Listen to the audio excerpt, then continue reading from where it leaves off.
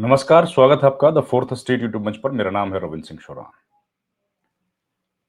IPS पूरन कुमार के जो मामला है, वो लगातार गहराता जा रहा है। उस पर तरह-तरह की नए-नए खुलासे सामने आ रहे हैं। चंडीगढ़ पुलिस ने एक एफआईआर दर्ज की है, लेकिन एफआईआर की कॉपी अभी तक सार्वजनिक नहीं की गई।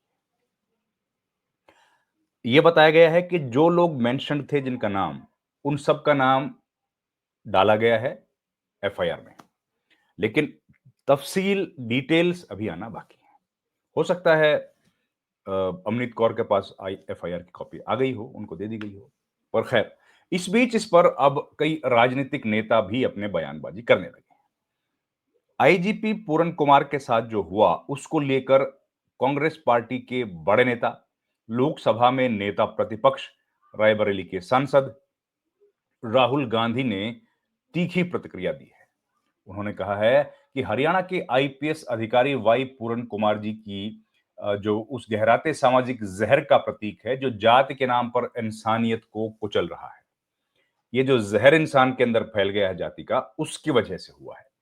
जब एक आईपीएस अधिकारी को उसकी जाति के कारण अपमान और अत्याचार सहन करना पड़े, तो सोचिए आम दलित नागरिक किन हालातों में जी रहा होगा। रायबरेली में हरिओम वाल्मीकि के साथ जो हुआ, सर्वोच्च न्यायालय के मुख्य न्यायाधीश का अपमान, और अब पूरन जी के साथ जो घटना घटी है, ये घटनाएं बताती हैं कि वंचित वर्ग के खिलाफ अन्याय अपनी चरम सीमा पर है। बीजेपी आरएसएस की नफरत और मनवादी सोच ने समाज को जहर से भर दिया है, विष से भर दिया है। आगे लिखते हैं, जब एक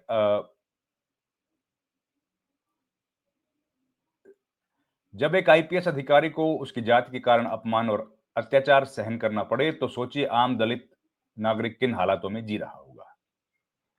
बीजेपी आरएसएस की नफरती और मनवादी सोच ने समाज को विष से भर दिया है। दलित, आदिवासी, पिछड़े और मुस्लिम आज न्याय की उम्मीद खोते जा रहे हैं।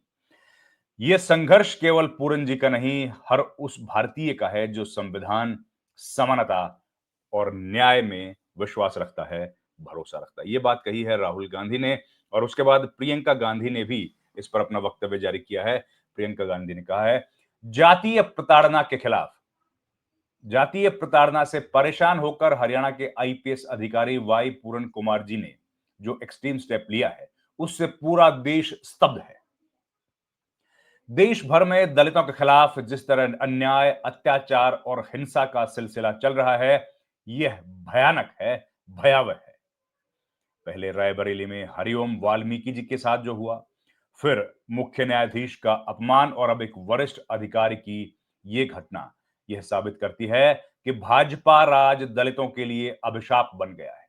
चाहे कोई आम नागरिक हो या ऊंचे पद पर बैठा हो, अगर वह दलित समाज से है, तो अन्याय और अमानवीयता उसका पीछा नहीं छोड़ते। अब ऊंचे ओहदे पर बैठे दलितों को भी ये सहन करना पड़ रहा है। ये हाल है, तो सोचिए आम दलित समाज किन हालातों में जी रहा होगा। और हम लोग आजादी के 75 बरस पूरे होने के बाद ये बात कर रहे हैं। अब हैरानी की बात है कि इस तरह की घटना घट गई है, और दलित समाज का एक प्रतिनिधिमंडल मुख्यमंत्री से मिला भी है, लेकिन एफआईआर जो दर्ज हुई है, उसमें किन-किन लोगों को आरोपी बनाया गया है, अभी तक क्लियर नहीं है।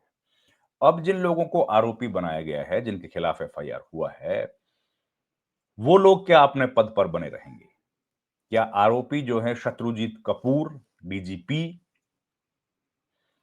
जो एसपी हैं नरेंद्र बिजारनिया, क्या वो लोग अपने पद पर बने रहेंगे, या उनको पद से हटाकर किसी और व्यक्ति को उस पद पर बिठाया जाएगा? एक। दूसरा, इस मामले की क्या कोई जांच कमेटी होगी, कोई न्यायिक जांच होगी, या इसकी जांच हरियाणा पुलिस करेगी, या चंडीगढ़ में ये मामला है तो चंडीगढ़ पुलिस करेगी और हरियाणा पुलिस सेपरेटली उन एलिगेशंस को जांचेगी जो पूरन कुमार ने अपने फाइनल नोट में लिखे हैं? ये ढेर सारे प्रश्न खड़े हो रहे हैं, और प्रश्न अब ये भी खड़े हो रहे हैं कि ये जो आईपीएस लोग बनते हैं, ये मिलकर बनाते हैं एक एसोसिएशन, उसको कहते हैं आईपीएस एसोसिएशन। आईपीएस एसोसिएशन का अब कोई भी संगठन जिन लोगों के लिए बनता है, उसका काम ज़ाहिर है यही होता है कि अपने संगठन के जो लोग हैं, सदस्य हैं, उनकी हिफाज़त करे या उनके मसलों पर बात करे। लेकिन इन्हीं आईपीएस एसोसिएशन के एक सदस्य वाई पूरन कुमार ने एक एक्सट्रीम स्टेप लिया और अभी तक ये एसोसिएशन खामोश है।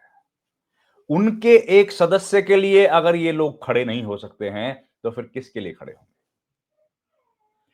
इतनी बड़ी घटना घट गई, एक व्यक्ति ने एक्सट्रीम स्टेप लिया और उसके बाद भी एसोसिएशन ने जो चादर ओढ़ के रखी है, वो सवाल खड़े करती है कि क्या सरदार पटेल का ये वक्तव्य आईपीएस के बारे में ठीक था कि ये भारत की स्टील फ्रेम है?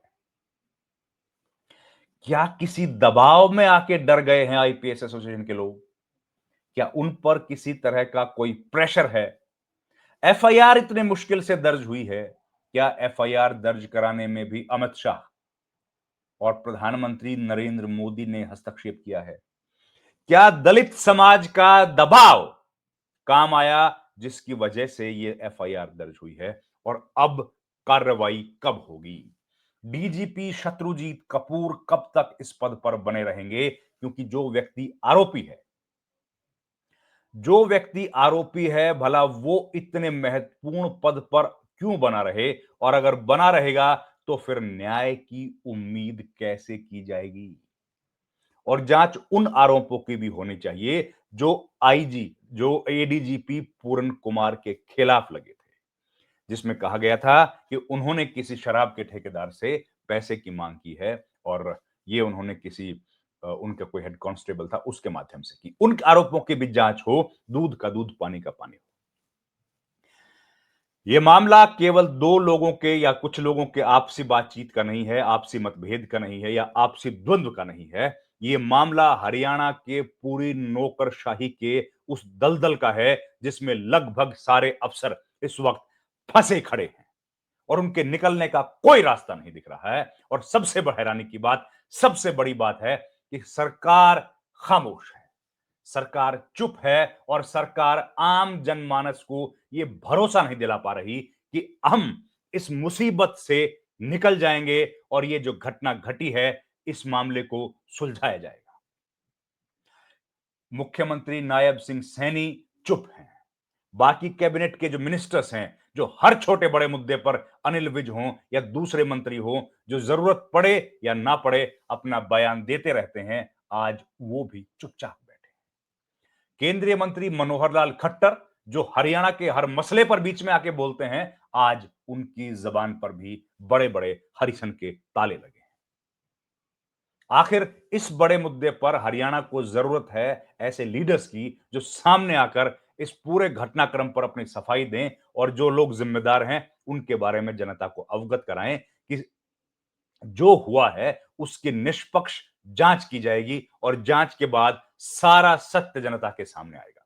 क्या हिंदुस्तान के या हरियाणा के लोगों को इस बात को जानने का अधिकार नहीं है कि आईजी या एडीजीपी जो पूर्ण कुमार थे, वो किस तरह के अधिकारी थे?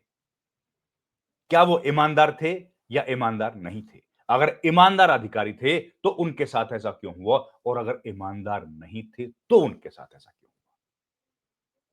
उनके और जिन लोगों ने ये किया, जिन लोगों पर आरोप है, क्या वाकई वो लोग इस तरह का काम कर रहे हैं? तो क्या अकेले एडीजीपी पूर्ण कुमार के साथ ऐसा घटना हुई है या दलित अफसर दूसरे जो हैं वो भी इसी तरीके से अपना जीवन काट रहे हैं और वो भी घुट घुट कर नौकरी कर रहे हैं? ये तमाम चीजें आज सामने आना बहुत जरूरी है, क्योंकि ये कोई मामूली घटनाक्रम नहीं है। हिंदुस्तान के इतिहास में शायद ऐसा कभी नहीं हुआ होगा जब चीफ सेक्रेटरी, डीजीपी, पूर्व डीजीपी, पूर्व चीफ सेक्रेटरी, उस लेवल के अधिकारी किसी एक व्यक्ति को प्रताड़ित करते हुए आरोपी बनाए गए हैं एक एफआईआर में। ये इतना बड़ा मामला है और आज दलित समाज पूरा सदमे में है, क्योंकि एक के बाद एक के बाद एक घटनाएं घट रही हैं जो कि सरकारों पर लगातार सवालिया निशान खड़े कर रही हैं कि आखिर इनकी सुरक्षा आज भी आजादी के 8 दशक बीत जाने के बाद भी क्यों नहीं हो रही? इतने बड़े ओहदे पर, इतने बड़े पद पर पहुंचने के बाद भी जातिवाद इंसानी ज़हन में इतना हावी क्यों है? उम्मीद है इसका जवाब मिलेगा। इस वीडियो में इतना ही। आपसे गुजारिश है हमारे चैनल को लाइक, शेयर और सब्सक्राइब ज़रूर कीजिए। आपका बहुत-बहुत धन्यवाद और अगर आप हमारी आर्थिक सहायता करना चाहते हैं, तो हमारे चैनल को जॉइन भी कर सकते हैं। Thank you very much. आपका बहुत-बहुत धन्यवाद। Thank you.